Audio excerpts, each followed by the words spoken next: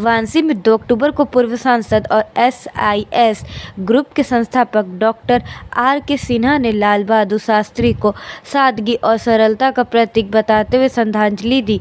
उन्होंने शास्त्री जी के जीवन को प्रेरणादायक बताया और कहा कि प्रधानमंत्री बनने के बाद भी उन्होंने सादगी नहीं छोड़ी। शास्त्री जी को अपनी निजी कार खरीदने के लिए बैंक से कर्ज लेना पड़ता था। डॉक्टर सिन्हा ने राष्ट्रीय संगत पंगत की जनगणना यात्रा के समापन में रामनगर में शास्त्री जी के पैतृक आवास पर आयोजित कार्यक्रम में हिस्सा लिया।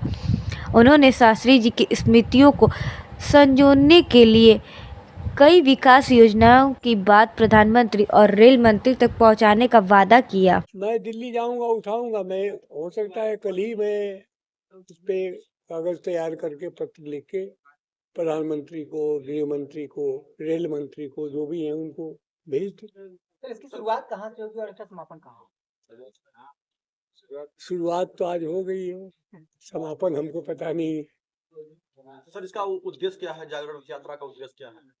मैंने कहा ना, जनता की बात को सुनना, अपनी बात कहना, और जो मेरा अनुभव है पिछले 50-55 वर्षों का शेयर करना। सर, आपने पत्रकार की बात की और पत्रकार भी अपेक्षित करते हैं, जैसे कि पहले की पत्रकारिता वर्ग है, तो जो पत्रकार जो प्रेरित है, जो के बाद जो दौर था प्रिंट मीडिया, उसके बाद इलेक्ट्रॉनिक मीडिया, उसके बाद अब इसमें जो है डिजिटल मीडिया जो चल रही है, सोशल मीडिया से, ये कितना एक क्रांति लाने की तैयारी है? क्या वास्तव में इसमें क्रांति है, या फिर मीडिया जो है कई खंड बढ़ चुकी है? जिस तरीके से जो पूर्व सीएम वगैरह जैसे लगातार बाइट जब होती पत्रकारों से तो उनकी जाति तक पूछी जाती है, कितना अंतर है? नहीं, ये गलत, ये कभी नहीं करना चाहिए। पत्रकार की कोई जाति नहीं होती, साधु की भी कोई जाति नहीं होती। जिसने भगवा वस्त्र धारण कर लिया उसकी कोई जाति नहीं। जब से पीएम पत्रकार की भी कोई जाति नहीं। पत्रकार भी एक सेवा कार्य करता है। जैसे न्यायपालिका है, कार्यपालिका है, विधायिका है, उसी तरह से चौथे स्तंभ के रूप में पत्रकार। पत्रकारों के ऊपर जैसे आए दिन अटैक होते रहते हैं, तो उसकी सुरक्षा के लिए सर क्या कहेंगे आप? नहीं होना चाहिए, बिल्कुल गलत है अटैक होना।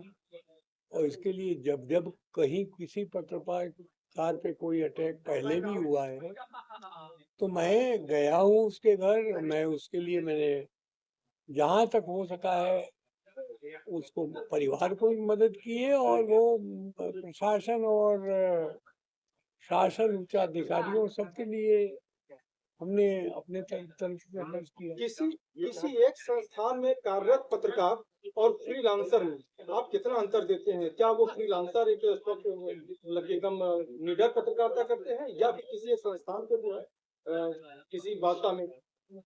नहीं, देखिए, फ्रीलांसिंग में वो उसकी स्वतंत्रता कुछ बढ़ जाती है।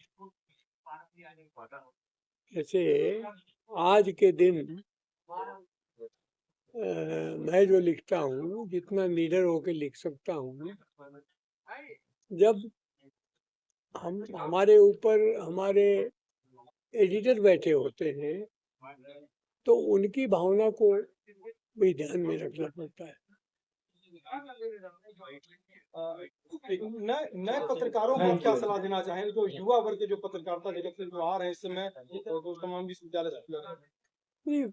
पत्रकारिता एक प्रोफेशन है,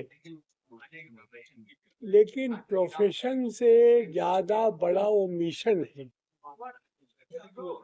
तो आप उसको सिर्फ प्रोफेशन के रूप में अगर अपनाना चाहते हैं तो आप बताइए, फिर पत्रकारिता मत कीजिए। पत्रकारिता प्रोफेशन भी है, मिशन भी है। मिशन ज्यादा है और प्रोफेशन कम है। आप अपनी बात को निष्पक्षता से, निडरता से, निर्भयता से कहने के लिए ज्यादा ध्यान आपको देना चाहिए बनस्पत की उससे क्या पैसा सब